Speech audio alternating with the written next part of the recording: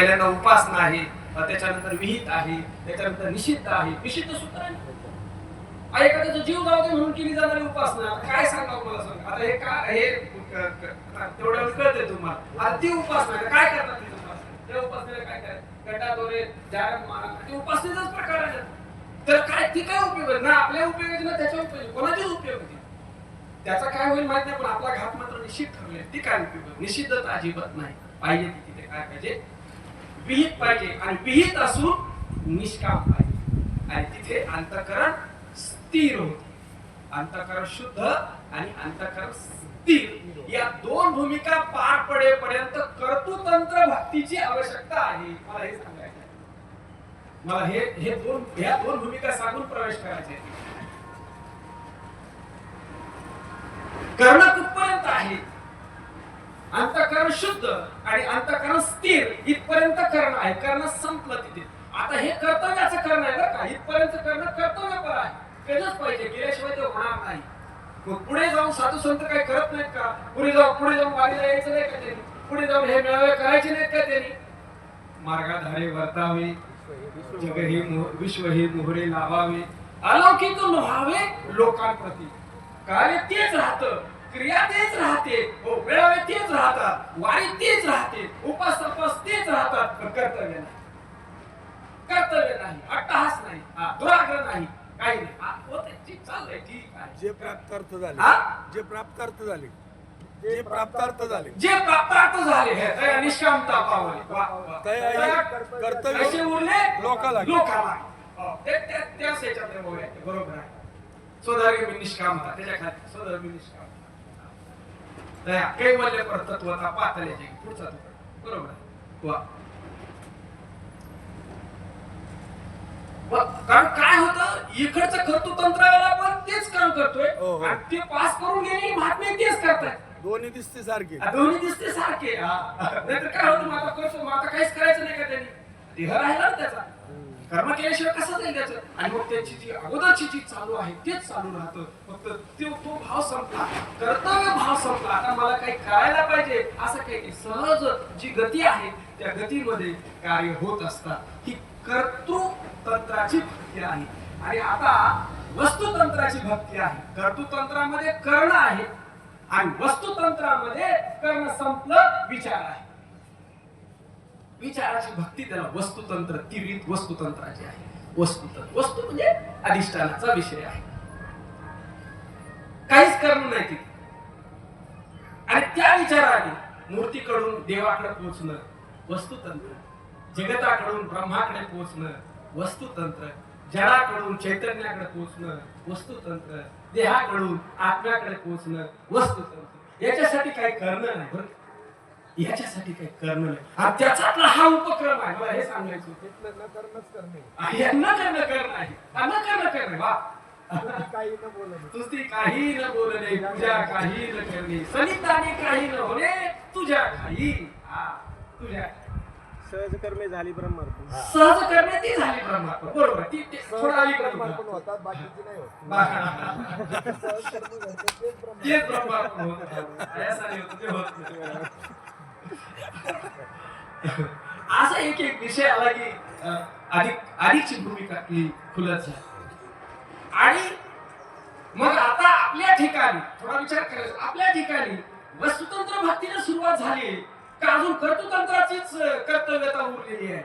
ज्याचा त्याचा स्वतंत्र विषय आहे, ज्याची त्यांनी. मग ज्याचा अजून उरलेला तो म्हणतो हे आता कशाला आणला आणखी म्हणून, हे ह्याचं काय गरज नाही. त्याची चूक नाही, मी काय सांगतो, त्याची चूक नाही, त्याची भूमिकेचा, त्या भूमिकेत आहे तो त्या भूमिकेत तो म्हणतो ह्याची गरज नाही. हरकत नाही, काय हरकत नाही. रावणाचं पात्र करते, राम कसा आवडत? तसं नाही. या परमार्थातल्या सुद्धा कर्तृतंत्र जे भूमिका आहेत ना, ती सुरुवातीला तो अजून त्या करण्याच्या भूमिकेत आहे का त्याच्या अजून ती भूमिकाच तयार झाली नाही. शुद्धता आणि स्थिरता या भूमिकापर्यंत तो आला नाही, त्यामुळे त्याला ते करणंच आहे. अंतःकरण अस्थिर आहे, चंचल आहे, तर तो उपासनेच्या मागेच वेग घेणार. तुम्ही अडवून थांबणार नाही. तो परमार्थच करत चाललाय, त्याचा परमार्थच आहे. तो त्याचा वेग कुठे आहे, गती कुठे आहे? उपासनेकडे आहे. हो, उपासनेकडे त्याची गती. त्याची निष्काम कर्माकडे गतीच आहे त्याची, आणि ती गती तुम्ही रोखू शकत नाही. आणि गती ज्याची स्थिर झाली या दोन भूमिका पार पडल्यानंतर, कोणती? स्थिरता आणि शुद्धता. या दोन भूमिका पार पडल्या की ऑटोमॅटिक तो म्हणतो आता हे पाहिजे, आता ह्याच्याशिवाय मजा नाही, आता ह्या विचाराशिवाय आम्हाला जायचंय कुठे? जडाकडून चैतन्याकडे. जडाकडून चैतन्याकडे जायचंय का जड चैतन्य ठरवायचंय? जड चैतन्य, जड कुठे आहे तेव्हा? जगताकडून ब्रह्माकडे जायचंय का जगच ब्रह्म ठरवायचंय? ठरवायचं म्हणजे आई असते. मूर्तीकडून देवाकडे जायचंय का मूर्तीच देव आहे? देहाकडून आत्म्याकडे जायचंय का देहाचा आत्मा आहे? पुढच्या अजून पुढच्या भूमिका आहेत. पुढे पुढे पुढे जसं जसं जाईल तसं तसं सर्वं खल्विदं ब्रह्म. हा मग त्याच्यासाठी ह्या वस्तुतंत्र भक्तीचा अवलंब साधू संतांनी सांगितलं. आणि पुढे ज्ञानेश्वरी मध्ये पण हा विषय आहे, सगळ्या हरिपाठामध्ये सुद्धा सगळीकडे हे हे हे आणि त्याचे परिणाम सांगितले. हरी दिशे जनिवनी आत्मतत्वी हरी दिशेत ही दिशा. एकाकार झाले जीव शिव दोन्ही, एक हरी आत्मा जीव शिव. जीवपणा घालवला, देहपणा घालवला, आला त्या भूमिकेवरती वस्तुतंत्राच्या साह्याने. कर्तृतंत्र संपलं. मग आपल्या अंतःकरणाची भूमिका जशी असेल, ती गती जशी असेल, तसा तो ते श्रवण करेल. आम्ही हट्ट करून चालणार नाही. आम्ही त्यांना काही त्या उपक्रमाला, त्या कर्त्याला किंवा त्या करण्याला निषेध करायचं काही कारण नाही, आणि त्यांनी याचा निषेध करायचं काही कारण नाही. आपापली गती आहे, आपापल्या अंतःकरणाची पारमार्थिक स्थिती आहे, ती त्यांनी ओळखायची आणि त्या त्या ठिकाणी जाऊन बसून आपला कार्यभाग ओळखायचा. दहावीतल्या मुलाला बालवाडीत नेऊन बसून काय उपयोग होईल मला सांगा? ते आधी बसणारच नाही, आणि बसलं तर विनियोग काय नाही. बरं, त्याच्यापेक्षा अजून काय केलाय एखाद्याला? बालवाडीत त्याला आणून दहावीत बसवलं, ती काय होईल? ती थोडा वेळ बसेल आणि जाऊ दे म्हणेल बाहेर, आणि जाऊ नाही दिली तर राहिल्याशिवाय राहणार नाही, आहे तर बसलेला खोळंबा केल्याशिवाय राहणार. तेव्हा असं कुठे असतं का? आम्हाला तिकडे अंडी खायला देतात, भात खायला देतात, चॉकलेट देतात, हिता नुसतं बसवले, काय सांगतात ते कळेल.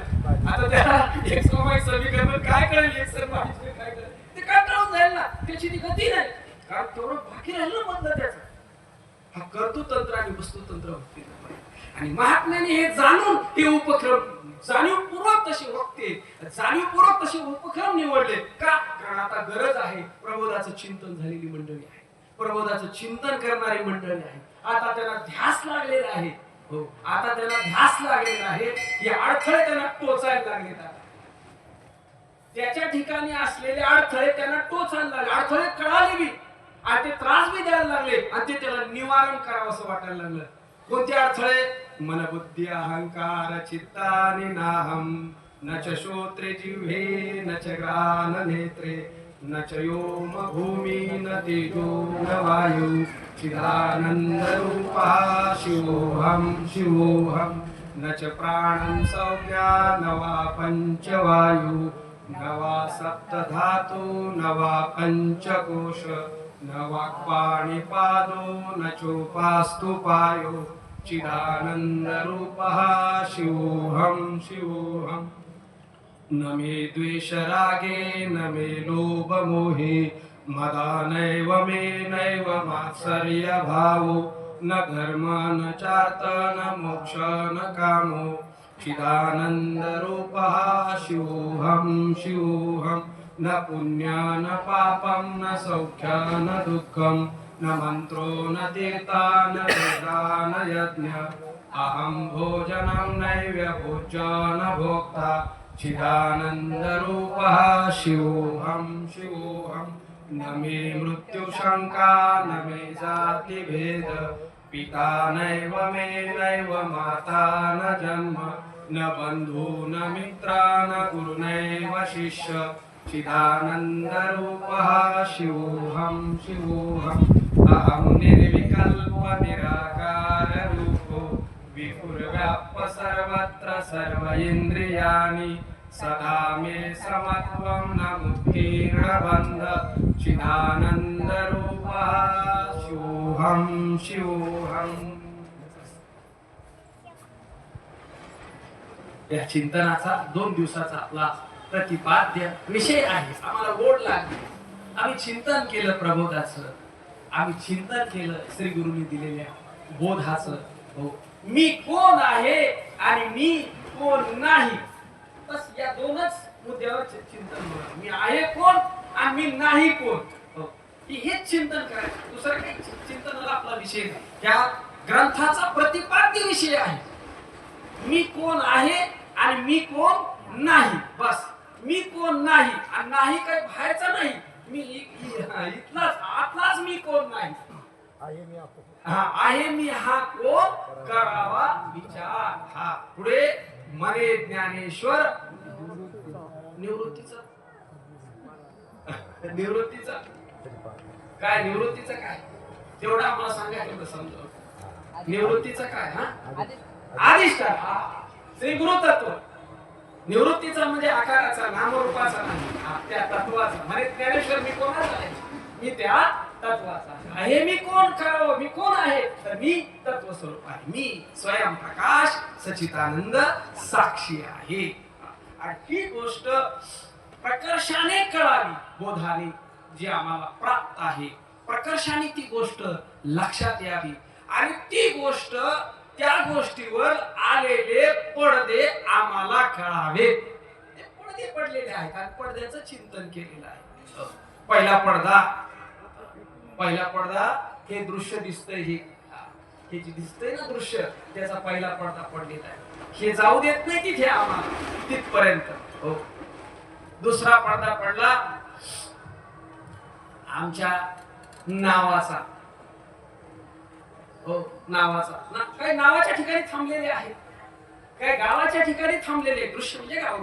काही गावाच्या ठिकाणी थांबले, काही नावाच्या ठिकाणी थांबले, काही जातीच्या ठिकाणी थांबले आणि काही रूपाच्या ठिकाणी थांबले. फोटो मध्ये थांबलेले आहे. फोटो असावेत की नसावे याबद्दल वाद नाही, त्याच्या ठिकाणी असलेल्या आसक्तीबद्दल वाद आहे. फोटो असू दे, कोण आहे, ती काय करते, ती काय करते, ते मी नाही ज्याला समजलं त्याचे 1000 फोटो छापले तर काय प्रॉब्लेम आहे.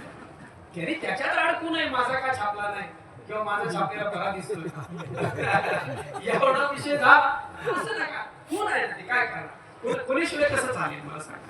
कोण महत्व, कोण म्हणून असे नका. असतं रूपामध्ये अडकला, नावामध्ये अडकला, त्याच्यानंतर इंद्रिय आणि इंद्रियांच्या विषयामध्ये अडकला, डोळा आणि डोळ्याच्या रूपामध्ये अडकला, कान आणि कानाच्या शब्दामध्ये अडकला, हो.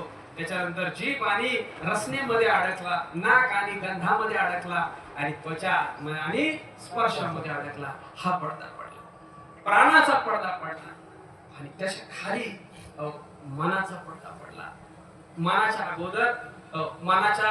अगोदर बुद्धीचा पडदा पडला, बुद्धीच्या अगोदर चित्ताचा पडदा पडला आणि चित्ताच्या अगोदर अहम आकाराचा पडदा पडला. एवढ्या पडद्याने झाकलंय आणि एवढे सगळे आमच्यावर आहे, एवढे सगळे माझ्यावर आहेत आणि या सर्वांनी मला झाकले आणि या सर्वांना मी प्रकाशित केले. विषय थोडा लक्षात काय गेलो आपण आतमध्ये. या सर्वांनी मला झाकलंय आणि या सर्वांना मी प्रकाशित केले.